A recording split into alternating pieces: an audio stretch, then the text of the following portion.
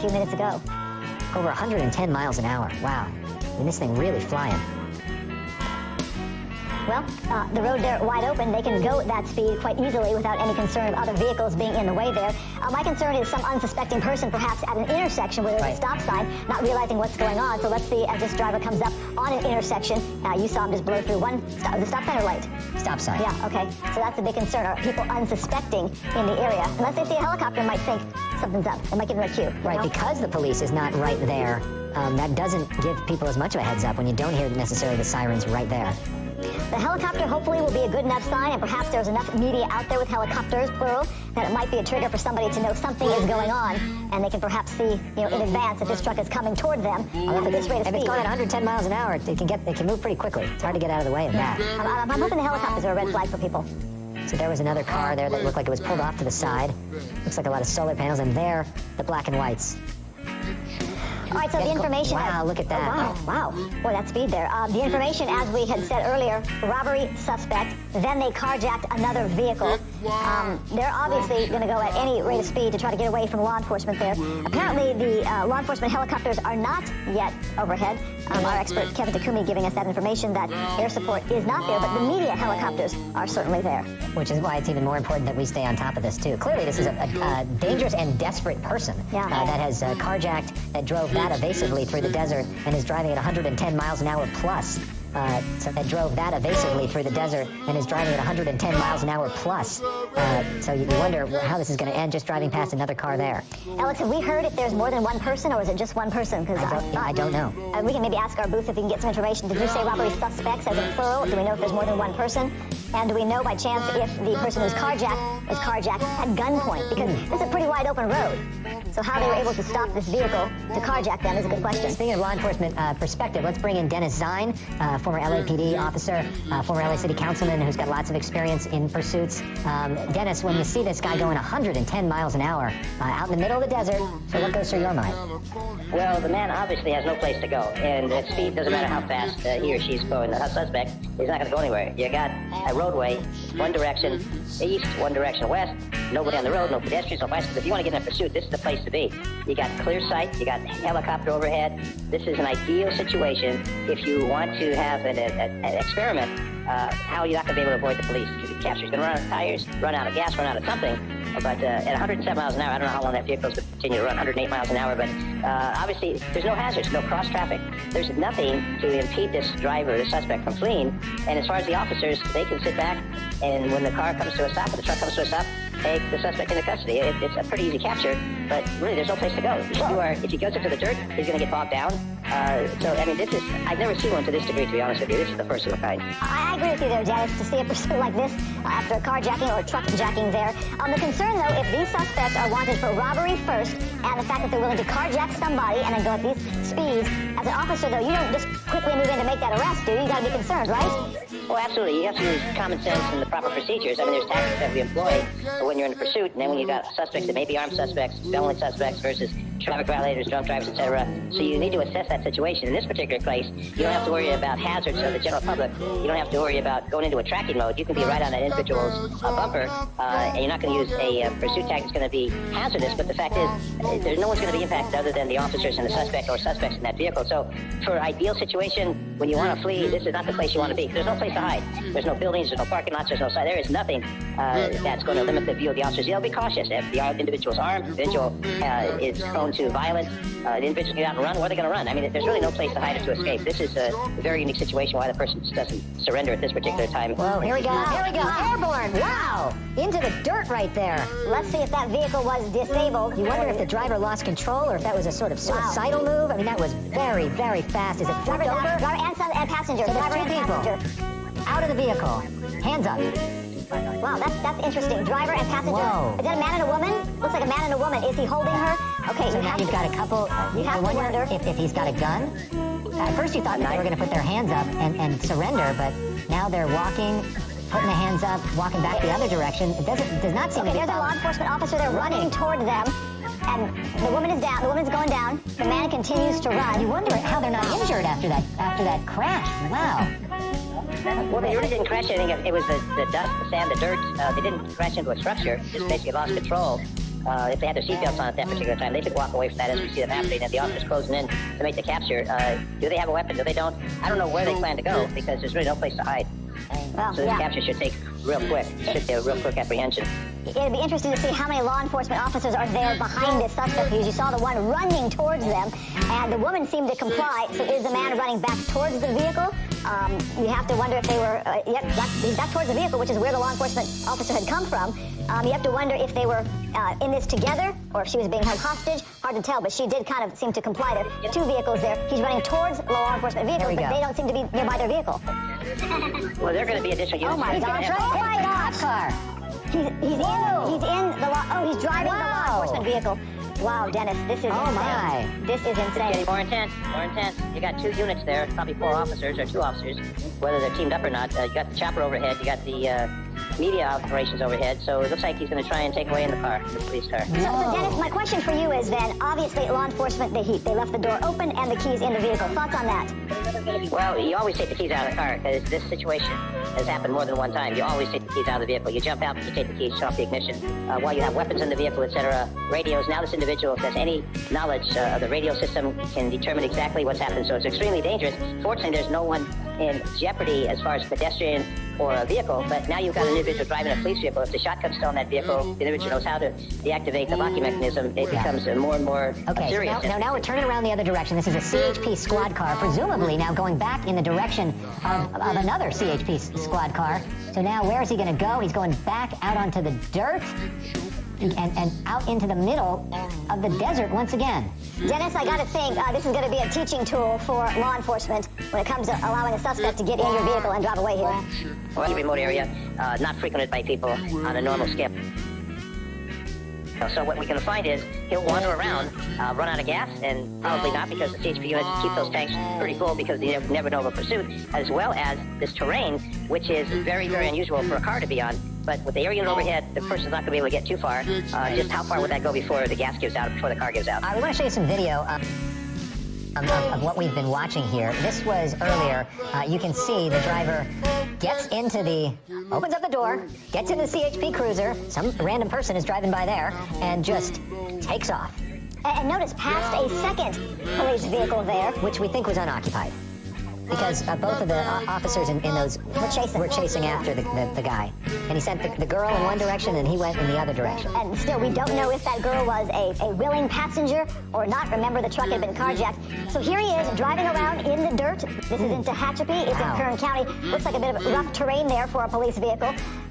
Dennis, you got to wonder where this guy's going to go and how this comes to an end. Well, we know there's another white vehicle in there. These officers, CHP, normally run solo units, one-person units. There is another vehicle that showed up. I don't know if that's law enforcement or not, but where we go is we keep following, and hopefully the car will run out of gas. Dennis, that may have just happened, yeah. Yeah, we're not sure why he stopped at this point in time. Maybe checking to see if there's anybody around him or behind him. Or if the car was facing some kind of damage. We'll see what kind of move this driver makes. Not opening the door at all, just sitting there, perhaps assessing the situation. We'll have to wait and see. Yeah, and how if this turns into a standoff situation, how scary a situation for officers, knowing, one, that he can listen to their scanner traffic. Okay, here he goes. He's back. And two, that there's off driving now. There are, of course, other weapons in the back of that car as well. So Dennis, we're watching him now after having stopped for a few minutes, back on the road, the dirt, back on the road again. And there's no way, Dennis, for them to remotely disable the scanner in there, right? I mean, he should be able to listen to all the communication between the CHP.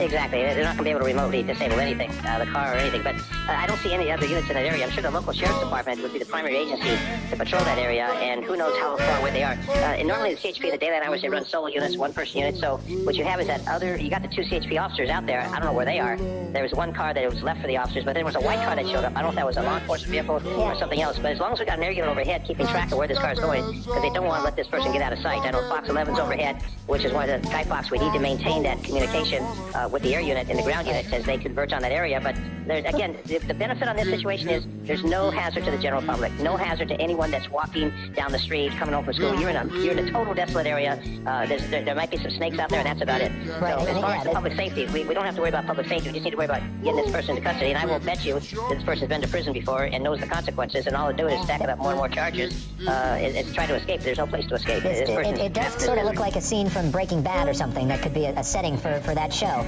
So in one of these vehicles, would there be GPS? Oh, it looks like we're approaching some sort of outhouse or some sort of property. Well, they basically have communication. The communications that they have. Dennis, this concerns me here because the vehicle is coming up on some kind of property, whether it's a place where somebody lives or there are other people there. This is something we're going to have to watch here to see if this vehicle tries to stop, if he tries to get out and hole up inside one of these buildings here. Try to carjack something else. Apparently not making a move to stop at that property and back on the dirt road. So, okay, decided not to stop here. The GPS, is that They look abandoned. There's no GPS in there. Those buildings all look abandoned, by the way.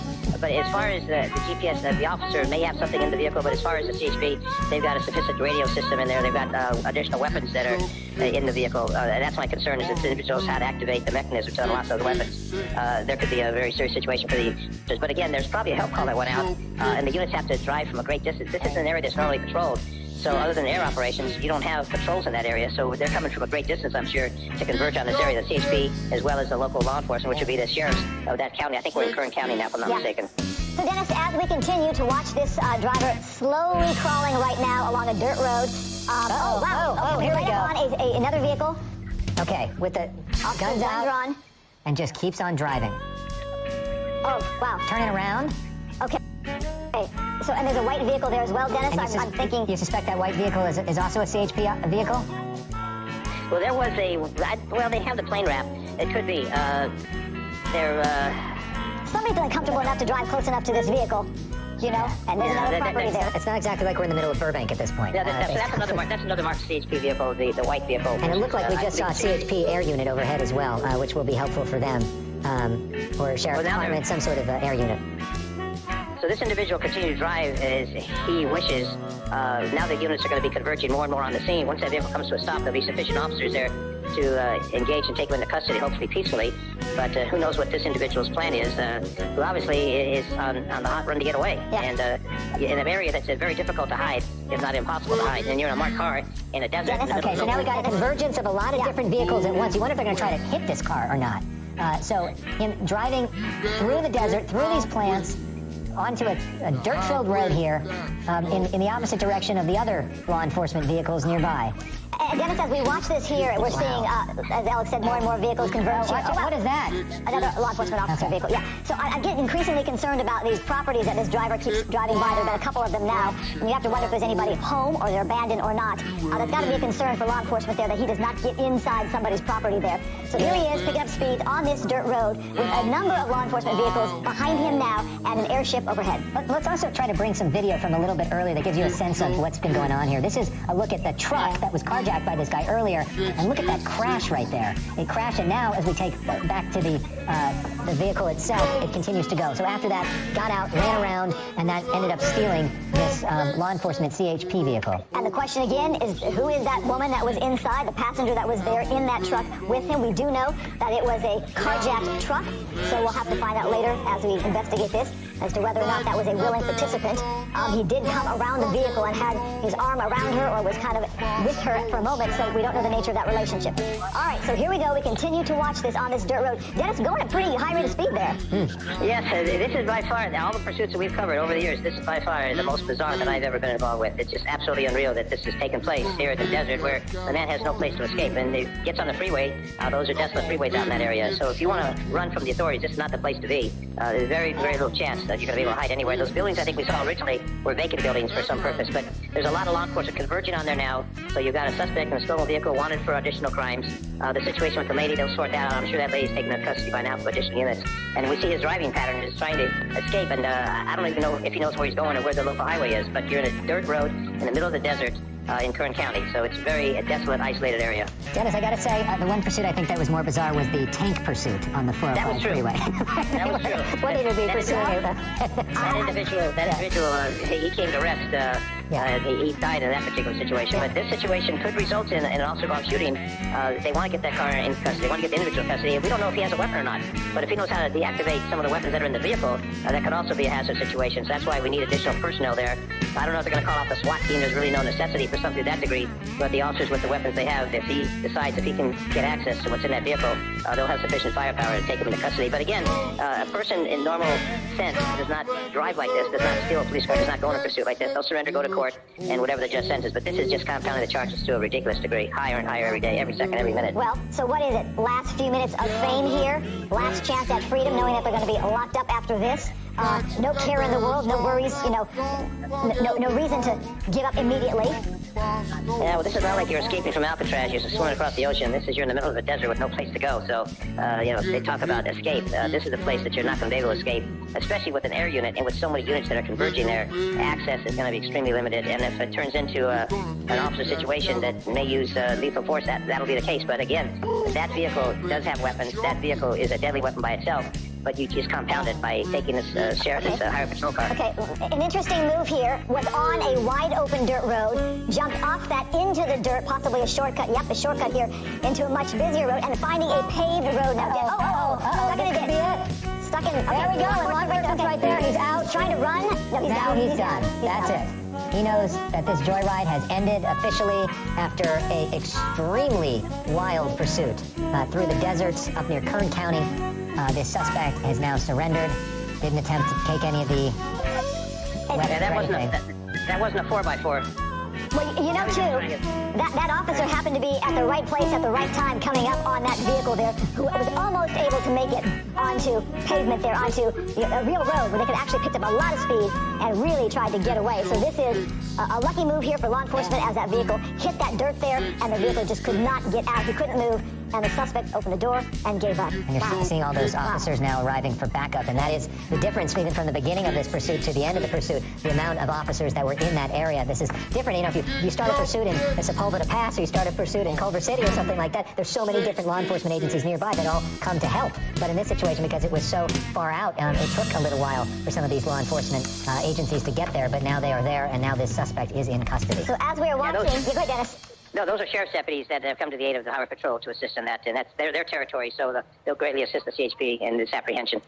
So I don't know if that suspect even thought about trying to make a run for it, but he gave up pretty quickly once he saw that officer get out of the vehicle. Let's take a look, though, at some earlier footage of when we first had this suspect in a silver car driving in the dirt before carjacking a pickup truck and then getting into the CHP vehicle. We never even saw this. This was before we started broadcasting, so we're seeing this for the first time. This was the original vehicle. So this suspect was in 3 different vehicles. Right there. So we're about to watch this. So there's a car there. So let's see how many people get out of this car, out of the car. Let's look. So it's 1 and 2, right? Hard for me to tell, but wondering why that truck was just parked there on the side of the road. Was there anybody in the truck, and did anybody get out of that truck? Interesting. Was the truck just happened to be there, and the person drove up and said, "This is our moment to make a move here"? Right. Not sure, but helicopters were overhead, so obviously they had to know they were being watched by, at least the media was on them. These 2 suspects here are these 2 people. It hurts so much to know that no one is clicking me or liking me. They might have no opinion. I can't live with that. You have the courage to speak the truth, to do what is right, and to fight for what you believe, and keep doing it.